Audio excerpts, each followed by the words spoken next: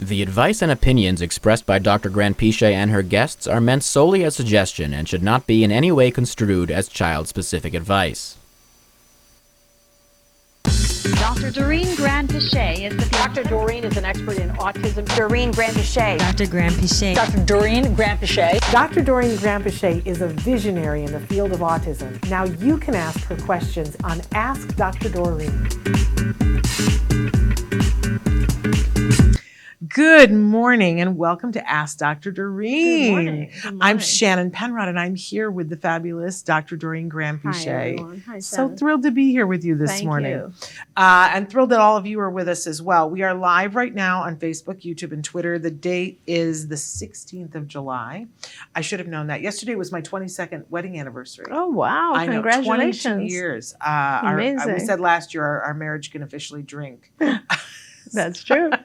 But it is the 16th of July, 2024. We're thrilled to be here with you this morning. We're going to be live for the next hour with Dr. Granpeesheh, and she's going to be answering your questions in real time. You have the opportunity right now, if you're watching live on Facebook, YouTube, Twitter, or about a dozen other sites, to be writing in on the site that you're on, and we have the ability, because Chris Desmond is so wonderful, we have the ability to interact all from one place. So, but don't forget that the show also is available in podcasts. We've been doing this show for 14 years now, and there are that many years worth of episodes that are available to you on two different YouTube channels. Some of the older ones are still available on the Autism Live YouTube channel, but there is now newly an Ask Dr. Doreen YouTube channel. So go there to check out all the things and see all the questions that she has been asked and all the answers that she has given. Don't forget, though, that it is available as a podcast wherever you get your podcasts. It's its own podcast now. Ask Dr. Doreen. Please subscribe to it. You can get the free download wherever you get your podcasts, but don't forget, that will come with advertisements. That is the reason why it's free for you. It's a free download because of that. When you hear the ads, embrace them and think, ooh, thank you for paying for this for me. If that doesn't work for you and you're like, Shannon, I would rather pay a little bit and get it without the ads, we're happy to do that for you as well. Good morning, Raina. You can go to glow.fm, and for $5 a month, and it's actually cheaper if you do it across a year, you can get everything that we do at the Autism Network ad-free. That covers absolutely everything, including Ask Dr. Doreen, if you go to glow.fm/autism live. Okay, did I forget anything? I also want to give the disclaimer that we're going to talk about so many things during this hour, and Dr. Granpeesheh is true expert in the field of autism. She's been working in this field for more than 45 years. My goodness. I just respect, trust, admire, adore, and I always love sitting at her feet and learning. I feel like this has been like a 15-year internship for me, learning and picking your brain. But I do want to say, disclaimer, that there is no one in this environment that could give individual specific advice. It would be unconscionable, right? It wouldn't be fair, Right. Because you don't have eyes on the situation. However, the good news is you can write in as much information as you would like, and we really encourage you to do that into whichever way you're writing to us. And then Dr. Granpeesheh will ask you more questions, and then you have more questions to go back and ask the person who does have eyes on the situation. So we hope that you will do that. And Thank you. You guys have been doing that for 14 years and telling us what a difference it has made in your lives. So we appreciate that. I need to be better about that. Anytime you guys write an email saying thank you, I try to share it with you. Yes. Lately, I have That's not lovely. been doing it. I need to do more of that. But Raina, good morning. Good morning to you. So we always start with a topic, and today's topic is teaching job readiness skills to our children of all ages and all abilities. Because I think a lot of times people think, oh, this is an 18-year-old thing.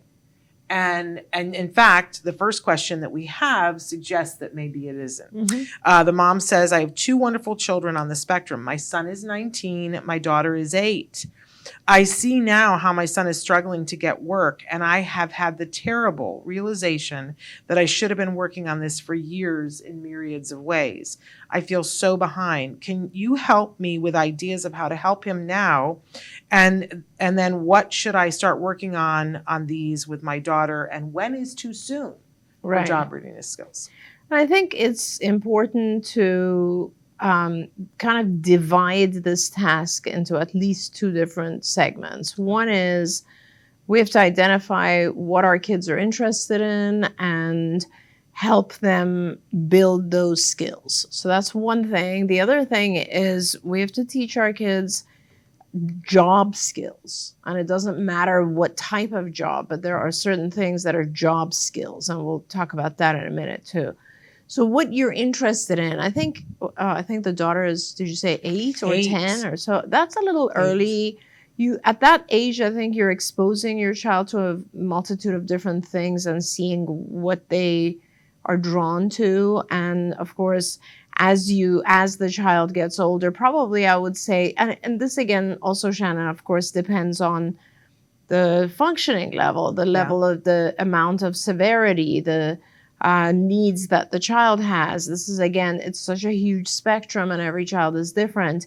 If you are talking about a child who has, by the age of, let's say, 13 or 14, has developed the skills and capability to maybe go on to college, then your focus should be preparing them for that, right? And then later preparing them for a job. But if you have a child who is not able to attend college, or you're going through high school and you're thinking, okay, this is pretty difficult, but we're going to get through this, then that is an appropriate time for you to start looking at vocational types of things. And again, it goes back to the individual's interests, right? Like, I remember I had a young man, this is years ago, and parents were both physicians, and they were trying very, very hard to get him into some healthcare type field.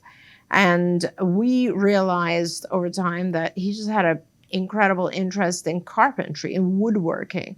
And so we actually gave him that initially as a leisure type activity, and it just became something that he was so good at that there was no question for anyone, the parents included, that this is where he needs to go. And so that's the direction that he ended up taking. And he was very, very happy. And when you're happy, you learn skills faster, you get better at things, and so on. So the content, the area of specialty is very important to the individual.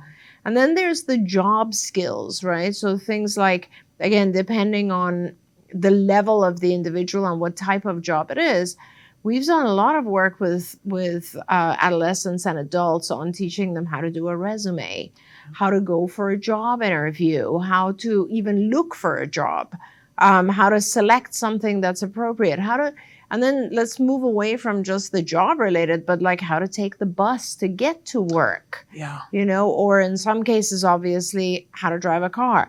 Like there are, how do you deposit your paycheck? What is a paycheck? What do you put in as a deduction for taxes? Like all these types of things that we learn over time are important, and it's not going to necessarily pertain to every individual on the spectrum, but certainly there's going to be that 30-40% of kids who actually do get there, and you want to help them learn all that. Yeah, and those are really overwhelming things, I think, for a lot of people. Yes. I mean, anytime that we just went through a thing recently because I came back to work for CARD and I had to refill out those papers and hadn't done it in a lot of years. And I was like, somebody help me. I don't remember how to do this. Right. And we see that often. We see a lot of young people come in and they're like, So we shouldn't stigmatize it at all if our kids don't know how to do that, regardless of what their age or ability is.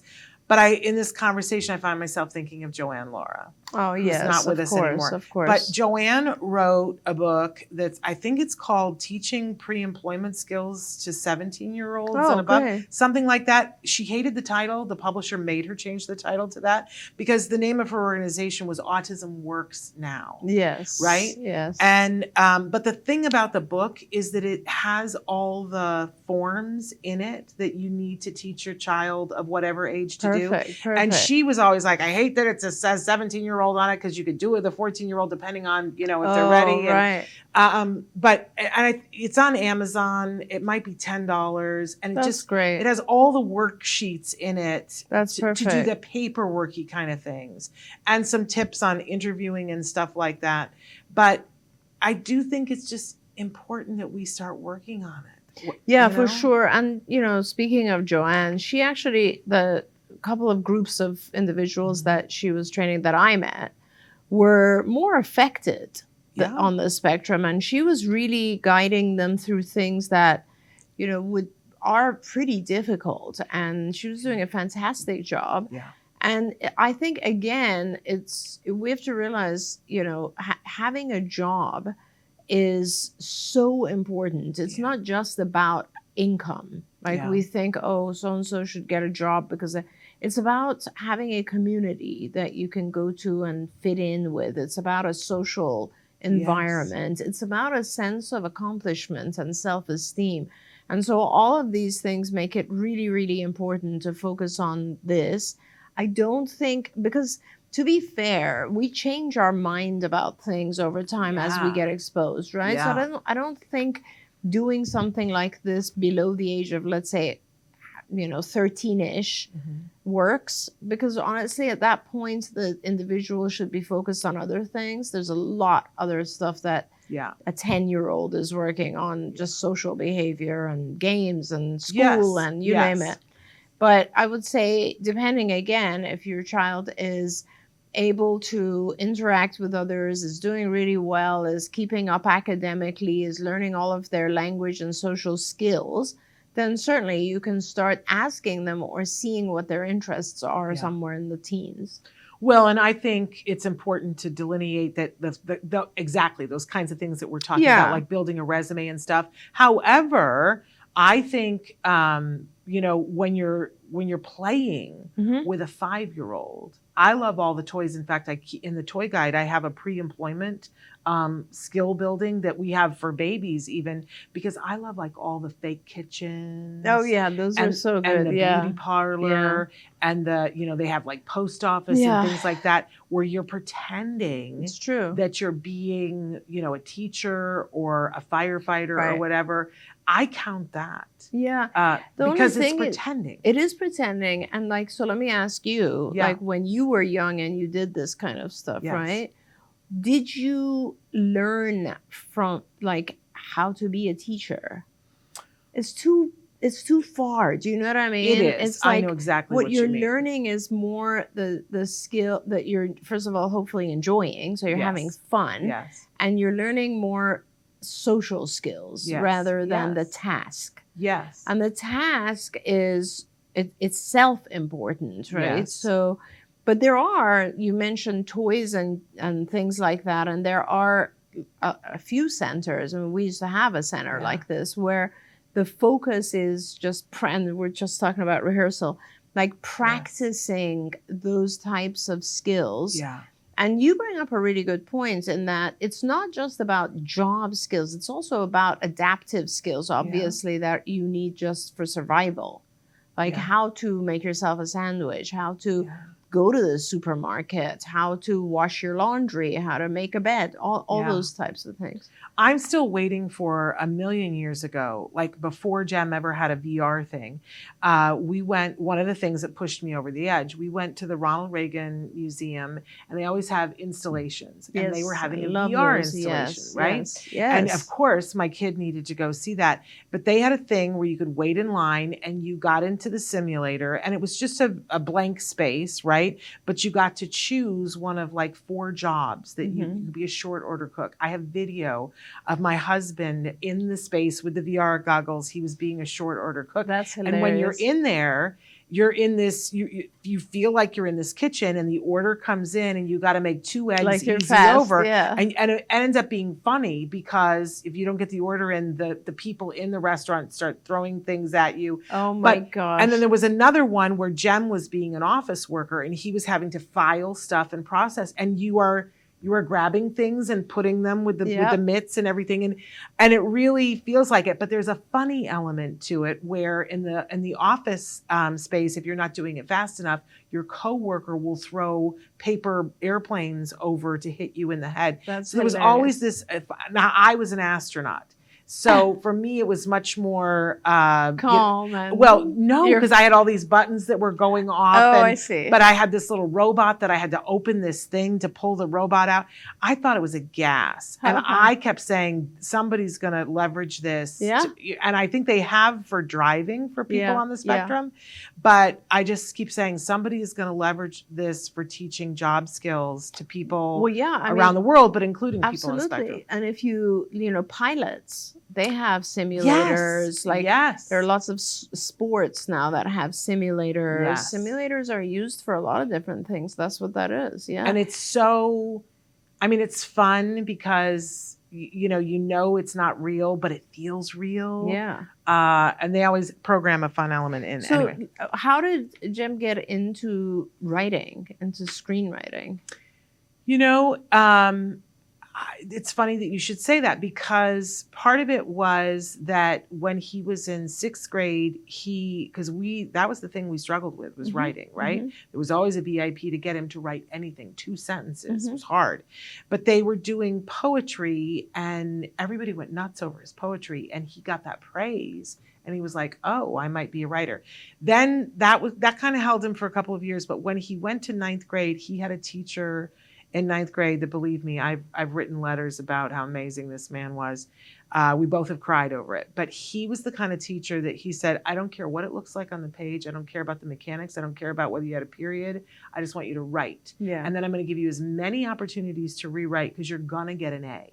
Yeah. And if you spend the entire year working on one paper, that's fine. Interesting. And taking that pressure off, suddenly all this stuff came out. Interesting. And he went, I can tell stories. Mhm. And then they would read stuff in class when it was good, and he saw that his peers felt something From what he wrote. And Interesting. so that's what all of his college essays were about, was that he said, I have something to say. That's wonderful. And I can write something that can make people think and make people feel. That's and amazing. that feels magical to him. That is amazing. But then he also, at the same time, we were sort of feeding his interest in video and video making.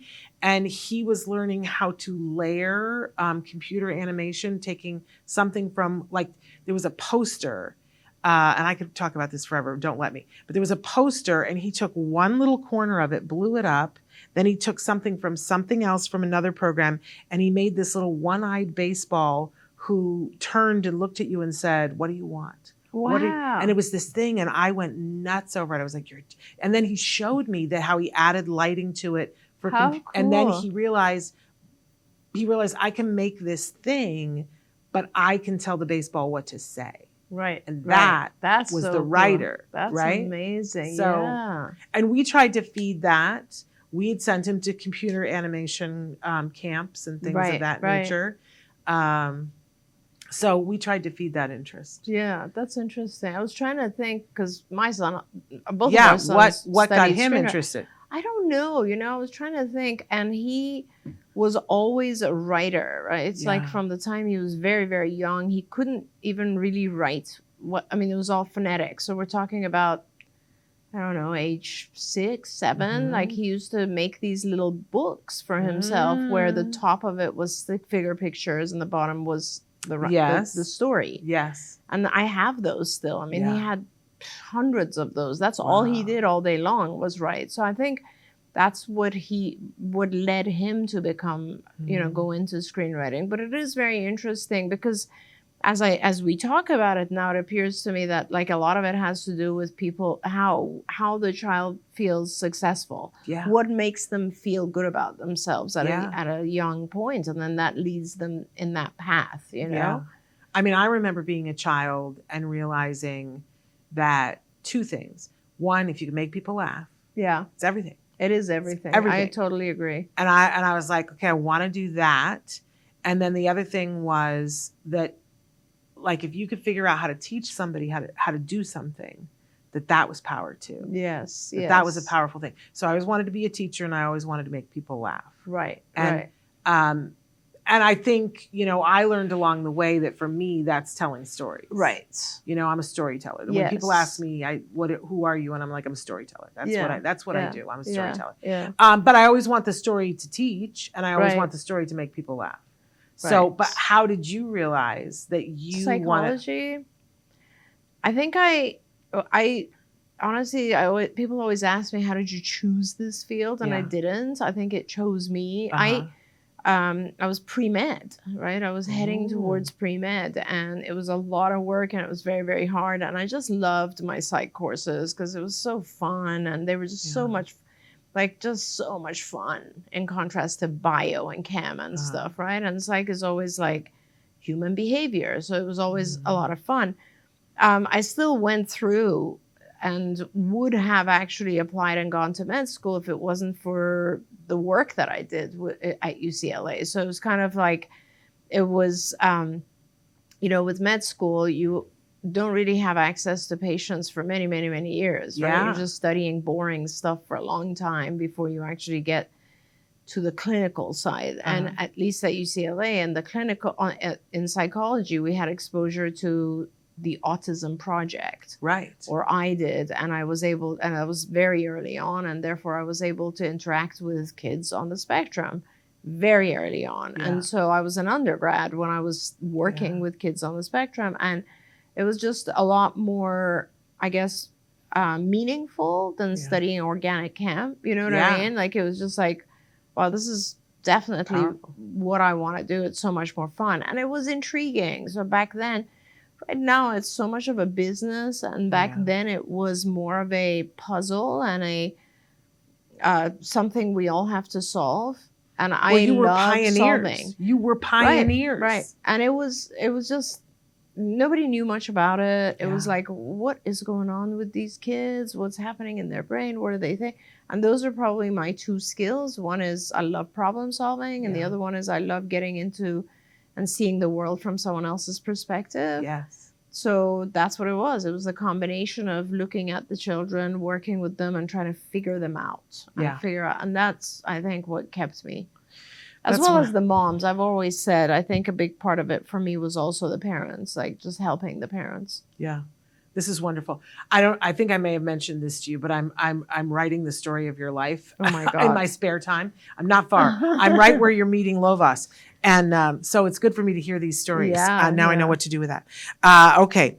I digress greatly. So Rodney, we're saying hello to you too. By the way, you guys can write in questions about whatever you would like. Please don't wait until the last 10 minutes because we know that raises my blood pressure when all of a sudden you all write in and I'm like, I don't know if we're going to have time for this. So please write in now your questions.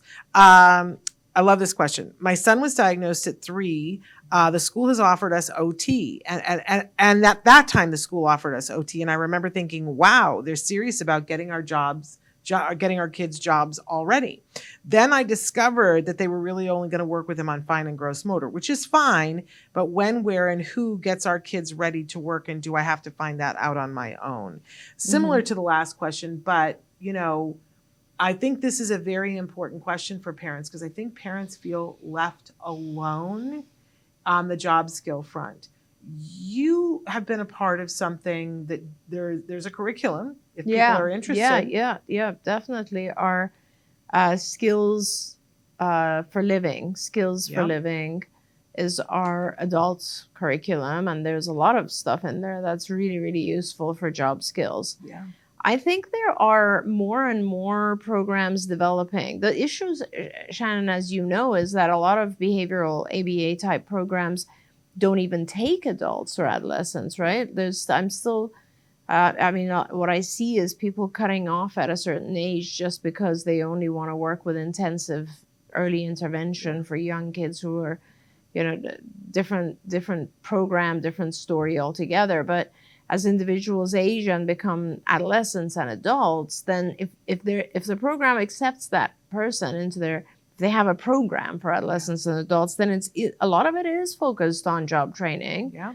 But as I said, if you learn, let's say you want to do a job. One of my most severely affected individuals that I worked with years ago, an adult, was really, really had a very significant deficits, right? He was nonverbal, had a lot of challenges. When I first met him, he was just extremely unhappy. The environment around him wasn't fair at all. And he would just, put his head through glass. He was just very angry about all the people around him, and he wasn't being treated well. He was in a day center, right? And he was constantly put in timeout, that sort of thing. It was horrible. And we, honestly, the first thing we did was we trained him on an iPad. We taught him how to ask for things and how to express himself on an iPad. And as we did that, we realized things started to calm down. Like, he just started to become a happier individual in terms of he wasn't aggressing anymore, because now he could actually ask for some things and he could ask for breaks and so on. And then we ended up teaching him all sorts of stuff from, making a sandwich for himself. And then gradually we went on to like teaching him how to go shopping and how to walk the dog and like tons of stuff like that. And it ended up that as he expanded his daily living skills, we also then started to, he was now maybe 18 or 19 or so, we started to actually look for possibilities of jobs. And like one of the things that we had found at that time was, and I have another story after this too, but was Goodwill. Goodwill does have a lot of opportunities where you can actually go in and sort things. And sorting is a skill that a lot of our folks learn early on. And so one of the things that was fantastic for him was that he was very good at matching. And the job that we found him at Goodwill was matching the shoes that were going to, because they were all over the place, right? It was a pile of things people had donated. And he would like match them, put an elastic around them, and then that was the next one and the next one. And that became like something that he could do really, really well. And actually it expanded after that, because he then learned how to hang things up, and it went further. And honestly, Shannon, if you looked at this young man over the course of just 5 years, he went from a very, very distraught human being who really didn't want to have anything to do with anyone to a functional adult in society. And it was a really great, great thing that happened. But I think it started with just meeting his needs, making sure he can integrate and communicate. When I was very young, I don't remember what age I was. My gosh, it was a while ago. I was an undergrad at UCLA, and I found a job. I don't even know how, in Virginia, which was working in a very large factory with adults on the spectrum. And it was a really, really interesting position, because I will never forget the first day I went into this. We're talking truly factory. Like, it was a massive warehouse, and you'd go in and there were and so this, just to give some perspective and timing, we're talking the 80s, right? Or maybe even 70s and 80s. So now I'm picturing early big 80s. hair. Big hair, probably. Probably, yes. Curls and all that. Unless, those were the days where you wouldn't straighten, you would get perms. Right. So, but this factory was like all these adult individuals, and they were doing sorting tasks. And that actually gave me so many ideas when we were writing the curriculum, because there are so many things that are sold that require some form of sorting. For example, button factories, right? They require someone to actually put buttons of a similar type in small boxes. And I remember that was a task that I worked with a few adults and taught them how to do that. So it really, and let me tell you, that is where I learned that's where I observed the sense of self-esteem and accomplishment that these individuals had, because they would come to work, they would get something accomplished, and they would feel good about themselves. This is why, as you know, my neighbor is someone who used to work with Joanne Lara, and I always feel really bad, because he was on his way to having that. Like, Joanne Lara's group had this very awesome, even though they didn't meet that frequently, they had a sense of community. And there's just not enough of those placements for our individuals. I agree. Her work did not survive her death. Unfortunately not. Yes, unfortunately not. But I will say, we try to talk about a lot of the things that Joanne talked about. And one of the things that goes hand in hand with what this, I think it's a dad that had written in about, that there is something called the ITP process when you're at school. And I think it's a federal law. Schools have to participate in this, but so many of them don't, and so many parents don't know that when in some states it's 14, in all states it has to be implemented by the time your child is 16. This is really important. I didn't know this before Joanne taught me this, but I say to parents, when your child turns 14 at their IEP, ask at school about the ITP. It stands for Individual Transition Plan. Yeah. And it's just one more thing in addition to your IEP, and it's responsible for 3 things. It's responsible for looking at where your child will live when they are done. Yes. And the school has to help you to figure something out.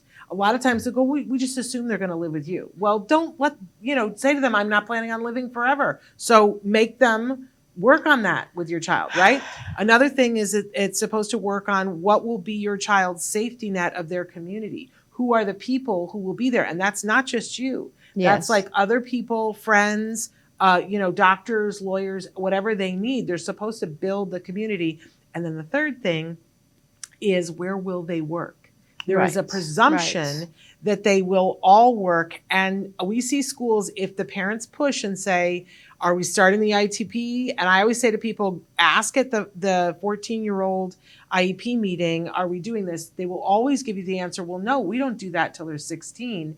And that is when you remind them, well, we need to implement it. On their 16th birthday, it has to be in place, which means we have to plan ahead of time. Yeah. And that opens the conversation. So when you go to the 15-year-old IEP, you really push it and you keep saying to them, but remember, it has to be in place by their 16th birthday. Because if you do have it in place by their 16th birthday, they have to find your child internships. Right. They have to find them, starter jobs. And if you wait for them to figure that out when they're 16, that means you implement at 7, which means 17, you only have a year maybe, or if you're doing extended, you've got a couple more years. So please, please, please lean into the ITP process so that the school, you're not alone. Right. Absolutely right. Totally right. And then I don't know about you, but I'm seeing many, many, many more programs that people are starting to teach entrepreneurs. I can't talk today. Entrepreneurship. Yeah. There we go. And they start with teenagers on the spectrum. If there's something like, we've seen girls that make bracelets, like think about Siri and the wonderful things that she makes. There's a kiddo who's got a protein bar company. Oh, wow. That there are all kinds of things that are out there. I think you could even consider Nicholas, I guess, with his art. Yes. Right? Nicholas Contaxis. He has Absolutely. incredible art. Well, Wyatt now too. Wyatt. Is he selling the art? Oh, yes. Oh, that's they amazing. Take commission.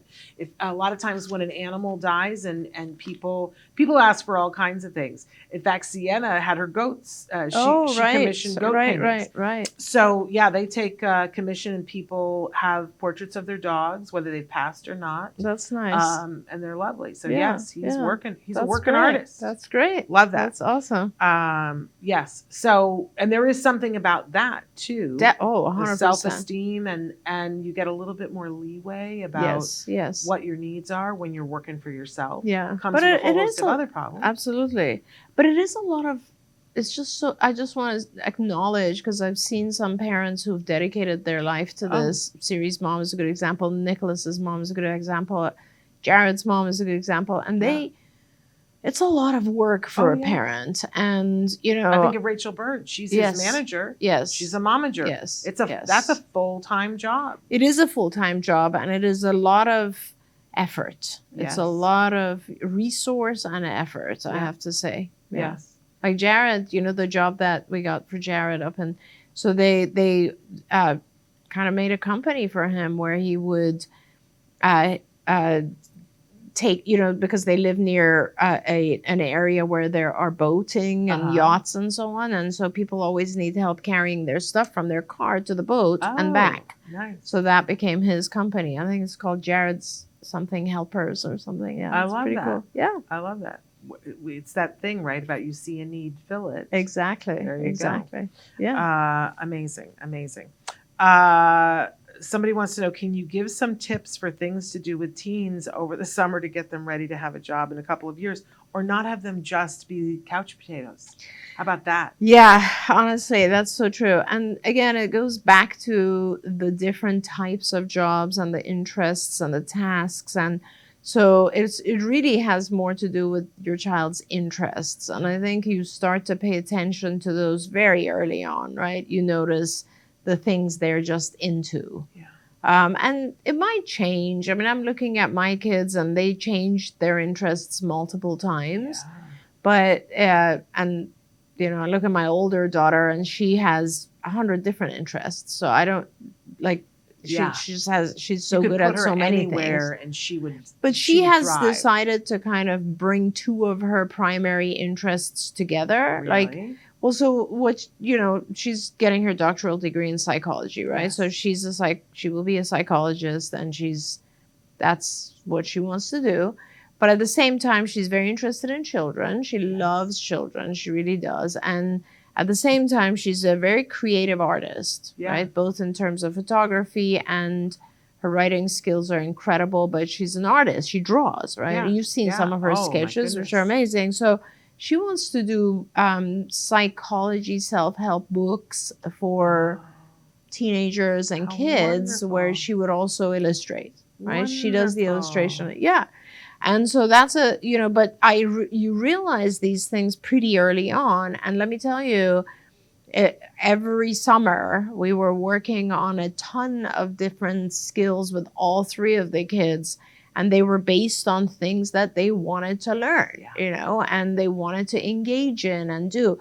And you guys, I've said this before, but the summer shouldn't be, I mean, obviously all of our kids need time to rest, right? Everybody needs time to rest. But the more structured you can make the summer, the more everyone will benefit and be happy. It needs to be structured.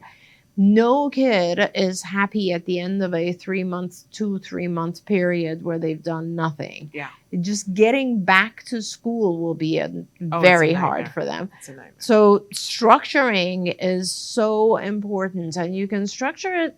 I looked at summer as my opportunity to teach my kids how to structure their own lives. Yeah. Because when you're in academics, when you're in school, they just tell you what to do and you do it, right? Yeah. Your life is just about getting ready for school and doing whatever they tell you to do in school. Yeah. But with the summer, you have this opportunity to teach them to, you know, do something with their home, like maybe redecorate your room, clean up your room, organize your room, get rid of clothes you don't wear. Like make it clean, make it fresh. It's a thing we do in Iran for New Year, which is March, where you basically you're supposed to do that. There's a word for it even, which is moving the house, which basically means you just clean out. You clean out, right? And you just do that every year. You're supposed to do that. And the summer is a fantastic time to do that. Teach them a skill of cooking, which, listen, every human being needs to know how to cook something. Yeah. So that's a very useful skill. Teach them a sport or a physical activity so that they have, so you're like trying to teach them a variety of things, but breaking up their day and teaching them how to, like when I used to take my kids to Europe because their dad was German, we would always have like, okay, who's gonna make breakfast today? Right. And we'd focus on that. And then we would like have a period of homework, which I would keep them going on their like worksheets for the following year, right? So they would do like 1 or 2 hours of homework. Then we would do a craft, which was, I don't know, tie-dye t-shirts or build something. And then we would do an exercise period so that every day my kids got into the habit of working out, and all three of them work out, you know? Great. So that was a big part of it. And it was just about having a routine. Yes. And I think that is something that helps all of our kids over the summer. We were talking about this just the other day that, you know, I learn things all the time and then forget them. And one of the things that I learned, that we all learned in my family over COVID, was that if we don't have a regular amount of exercise, that we don't self-regulate. Right. Oh, and totally. yet I forget that on a regular basis. Yes. And then I have to be reminded of it, but that like even beyond the benefits of everything else, Yes. that in order just to self-regulate, 100%. there has to be a certain amount of exercise. Right. Now, one of the things that Temple Grandin says is she frequently says, let's get our kids volunteering. Mm-hmm. Now, the last time that she was on, we kind of talked about the fact that that is not as easy as it used to be. That just That's true. taking your kid. That's actually true. I mean, we live very close to a dog shelter, and you can't just walk in and go, No. hey, can I, shovel some dog poo for you today? You have to go through a background check, and you have to do all Oh, this yeah. stuff, and you have to commit to a certain number of hours.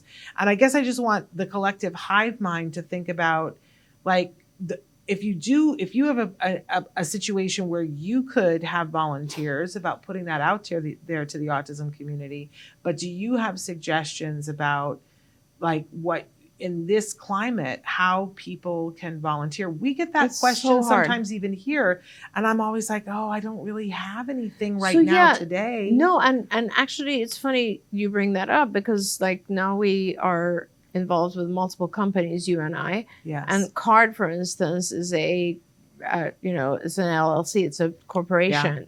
We cannot take volunteers. Right, We're not allowed right, to take volunteers because anyone who does anything for that company, we got to pay. Right.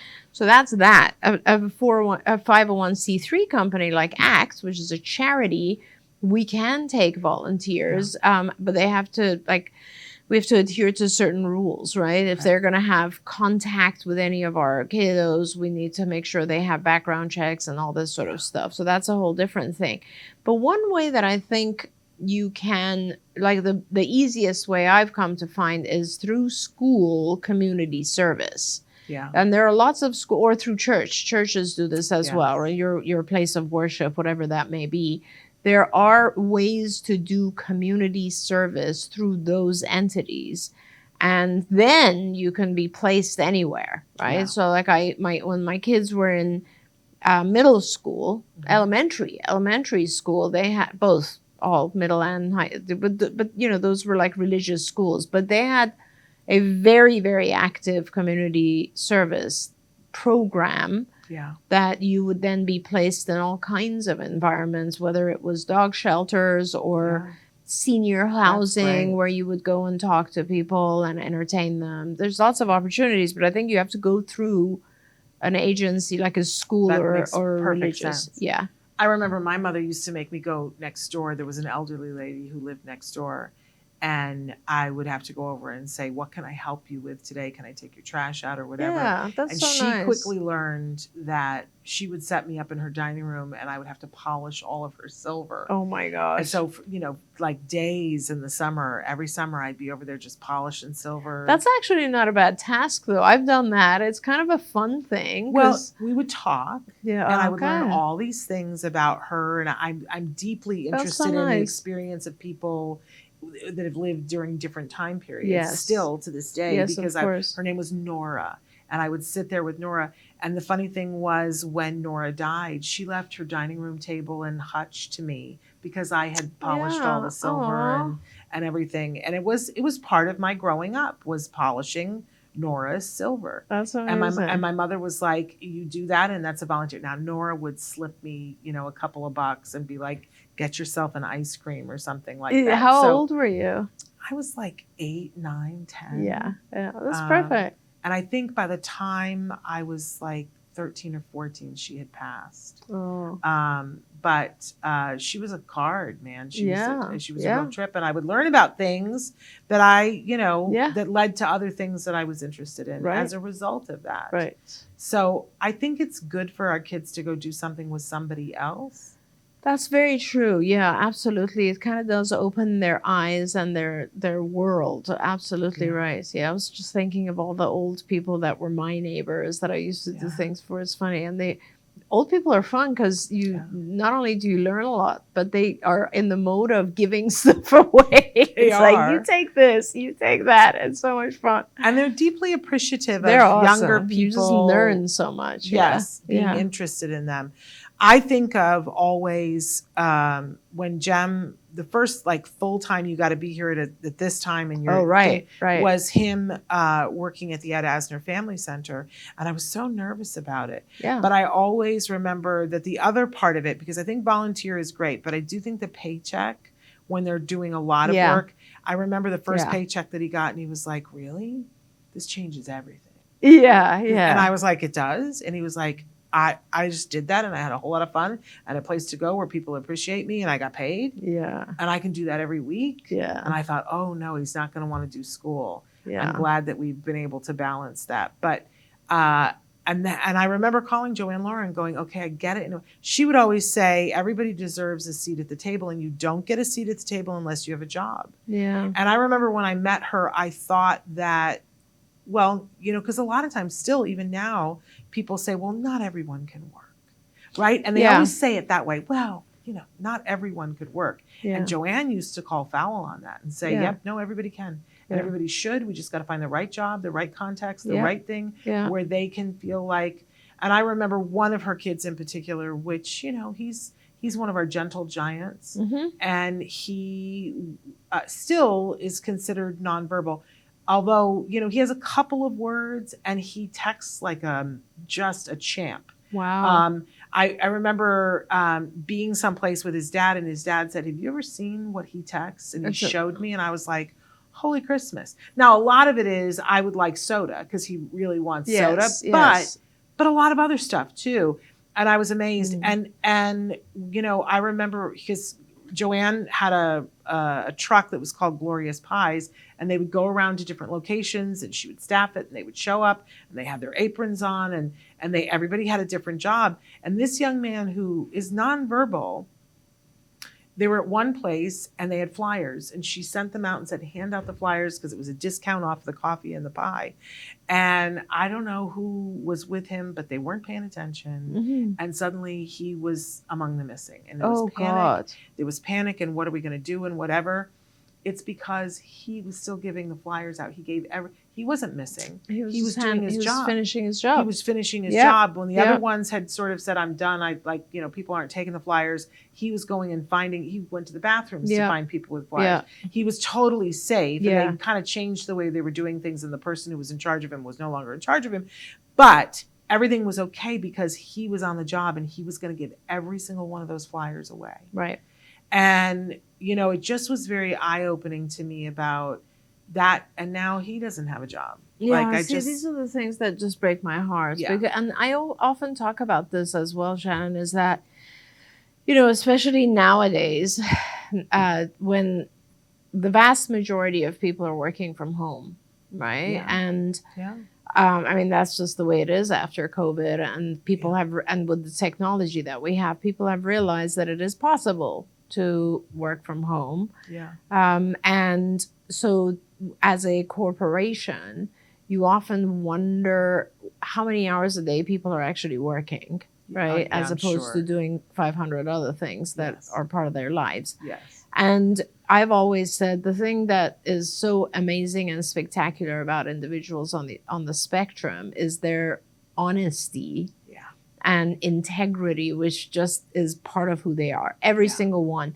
You will never see a person on the spectrum cutting a responsibility short. That's just not going to happen. When they learn something and they realize that is their responsibility, they will do it to the absolute end, to the best of their capability. They will never be dishonest about it. Yeah. That's a very, very valuable thing. It is beyond valuable. Yeah. All right, so now we need to open a coffee shop too. I and know. Staff it with I people. wish. I honestly wish that I would love to do something like that. I feel like it would be such a fun thing. Yeah. Of course, it's difficult. What Joanne did was a hard job. It wasn't easy. No, but no. It's a very hard job. Yeah. But we yeah. see more and more of those popping up. There's the car washes and Yes, there are coffee shops Yes. and donut shops and things that are popping up everywhere. That the main focus, of course, we have people that were started out as viewers, and they have a business where they make T-shirts and things, and they're staffing it with people that are uniquely qualified. Right.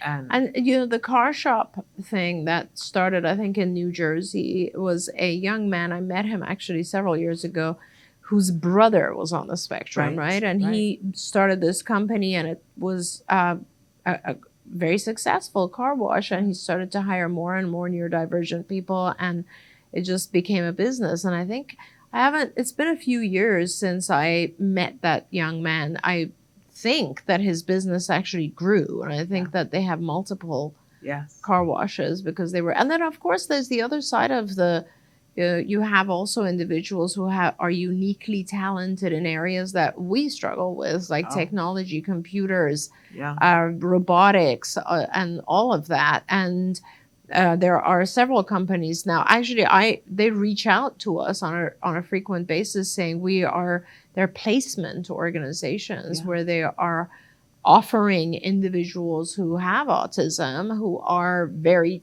talented and trained in various aspects of software or hardware technology, and they are looking for jobs for them in companies where they can assist in tech or IT or some other area. Well, and here's another resource that I never talk about that I'm being really pushed by the universe to talk about, which is the Department of Vocational Rehabilitation. Sure. Which I got to be honest, people told me about, but because we didn't see that we needed it for GEM, I just didn't investigate it that much. But I really see recently that I've fallen down on the job because then I don't have that in my hip pocket to talk with everybody else about. And when we went to the Autism and Entertainment Conference, which we should also talk about. Yes. But it was sponsored in large part by the Department of Vocational Rehabilitation. And somebody came up to me and said, well, you're very familiar with them. And I was like, no, I don't know them. And I just recently had on the show a speech and language pathologist who works very particularly with the California Department of... Anyway, so I've been talking with them. We're going to get them on the show. But that is a great resource. There's another place that you can go with your child. They do go through a whole process. And then they assign a caseworker and they will help them. One of the stories that I was told at the Autism and Entertainment, because I think a lot of parents go, oh, well, that doesn't involve my child. And there was a young woman who she'd never had a dance class a day in her life. Mm-hmm. And now she was 18 years old. And when they interviewed her and said, what do you want to do? What are you? She said, I'd like to be a dance teacher. Mm-hmm. Well, she's never had a dance class in her life. But they found her a job in a dance studio. Amazing. So she was working the front desk, and now it's a couple of years later, and she's teaching one of the classes. That's awesome. I mean, they're making dreams come true. So absolutely. Department of Vocational, we're going to have them on the show soon. But let's talk about autism and entertainment. Well, so that's a whole nother area, right? Which was also a mom of one of our former kiddos, and she wanted to open the doors of the entertainment industry as a vocational resource. Yeah. And from what I hear, she's doing extremely well, and that organization is also helping a lot of individuals find positions in the entertainment industry. I'll tell you, you need to get on their mailing list because they send you stuff that's good. Yeah. It's like stuff that I'm like, whoo, everybody wants to know about this. I forwarded stuff to you because I'm like, oh, you're in the know. And they're doing like mini virtual seminars now. They did a 1 day in person, which if you weren't in LA, you couldn't get to, and it kind of filled up and was full, so nobody else could come. But now they're doing them virtually. So if you want to what are they on? Just various skills? All different kinds of things. There's one coming up right now that's about voiceover acting. Oh, and and it's like a workshop where they've got people. They've got a casting director, someone who is an actor that does voiceover. And I think an agent, a casting director, agent, and an actor, and they're gonna, so that's. But I've seen them on other things as well. That different topics, different kinds of things. Like I think there was one on animation not that long ago. So very interesting. They're kind of moving and shaking. And so if you go to Autism in Entertainment, I think it's .org. You should be able to find a way to get on their mailing list. That's awesome. Now, my question is, you had sponsored the research for the conference. I don't know if it's been enough time yet. Have you gotten anything from them? No, not yet. I met the wonderful person who was doing the research, and because you weren't able to be there that day, and she thanked me profusely to take back to you. But I said, she loves research. She's going to want to see that when you have it. So when she has it, I'm sure she'll get it to you. Yeah, I hope so. Yes. I said I made sure that she knew that you would geek out on it Yeah, you would not only absolutely. want to see it, that you would like really love to see it. Absolutely, yes, So definitely. very cool. You guys are very quiet today, so we're just talking. But you got 6 minutes left if you want to ask questions. I don't know that I said hello to Rodney. And remember, if this topic is not your topic, you can write in about just about anything. I do want to ask you, because somebody asked this question the other day, and I said, well, we'll try to talk about this here. And I had Moira comment a little bit on it yesterday too. People were asking questions about, how do I know if my child has leaky gut? Where would I go to get that tested? What would that necessarily look like? Do you want to say anything about that? Yeah, we can talk about that a little bit. It's just such a complicated subject, and it's such a difficult time right now because there's so many other gastrointestinal issues that are going on. But Amen. So leaky gut is just like, let's talk about that for a minute and what it actually is, which is kind of interesting. So when we eat proteins, we typically will, the process of digestion is to break down the protein into peptides, which are chains of amino acids, and then further into amino acids. And then those amino acids travel through the bloodstream and get to all the various organs and give us nutrition and so on. What happens with leaky gut is that a couple different things. One is that first of all, it's been shown, a lot of research shows that a lot of individuals, now not just individuals on the spectrum, they were kind of, I always say that, when you go to a restaurant and you see that they have a gluten-free option, this all started with autism, and you know it and I know it. And if you're in the field of autism, you know that the world of autism is what brought about these changes. You know that the celiac community thinks that they did. I know. You and I both know that it was the autism It wasn't moms. because the celiac community used to be very small. Yes. And now, of course, it's a lot bigger. And that was kind of my point, is that it went in the order of very small celiac community, then a large community of individuals with autism who had gastrointestinal inflammation. Yeah.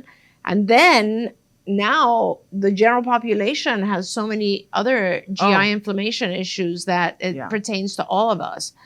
So what happens is that if you have a lot of inflammation in your gut, which we do for a multitude of other reasons having to do with toxicity and all of that, then what happens is that your gut lining over the course of time is getting thinner and thinner, and it will actually have, I don't want to say holes in it, but the chemical permeability changes. So then you start to leak what is in your stomach and intestines. And what you're leaking is these peptides, because you also do not have the ability to break the peptide down all the way to amino acids. So that when we're talking about leaky gut, we're literally talking about these protein peptides of certain types leaking through or being more permeable through the gut lining. And that causes all kinds of mischief in the body. It just produces a really bad cycle of inflammation. It causes an endorphin feeling to the brain, because that leakiness then goes through also the blood-brain barrier, and it gets to the brain, and now you feel kind of like high when you eat these foods. So it causes all kinds of problems for digestion. And the problem is that nowadays there are so many people struggling with this kind of inflammation that there's just a lot of chaos. There are people who have SIBO, right? Small intestine bacterial overgrowth. That's one that will cause similar symptoms. There are people that just have some sort of colitis, just inflammation. There are people who are very allergic to certain types of foods, like celiac. There's all kinds of gastrointestinal inflammatory illnesses that are all resulting in this leaky gut phenomenon. And it's very uncomfortable. It's bloating. It's discomfort after eating. It's all kinds of things that throw you off. And obviously, if you have discomfort in your GI tract, that's going to affect your daily functioning. It's going to affect your sleep. It's going to affect your immune response, your immune system.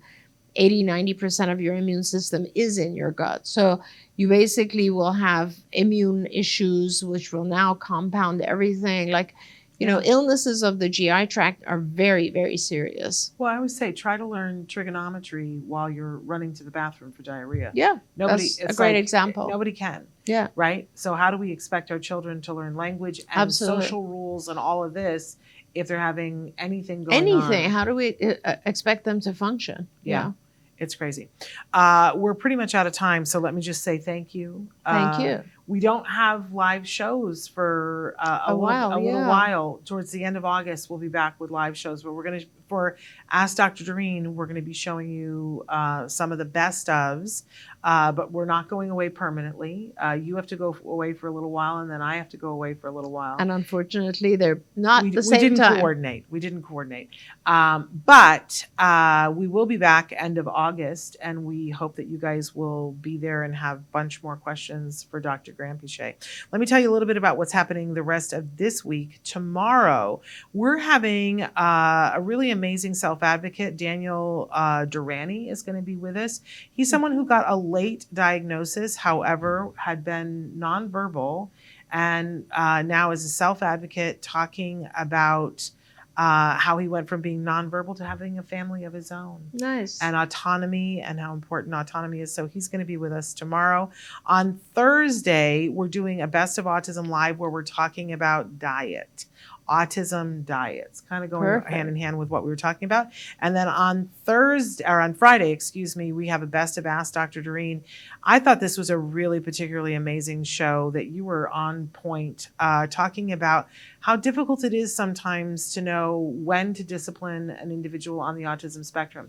That sometimes we don't get it right. We never want to be disciplining somebody for something that they're not able to do. But on the other hand, we don't want to just have our child run riot and never be disciplined for things that they could learn to do differently. Absolutely. So the conversation was had about that. You guys can watch that on Friday. And then we are back on Monday. Much more shows. We've got a bunch of really great shows. Andy Bondi is going to be on in August. Oh, wonderful. Isn't that wonderful? He was the original awesome. creator of PECS. So I'm really excited about that in particular, but there's a bunch of really great guests coming up. Really looking forward to it. So we'll see you guys tomorrow. Until then, thank you to Dr. Granpeesheh. Thank you so much. Give your kiddos a hug from me and one for you too. Bye-bye for now. Bye, everyone.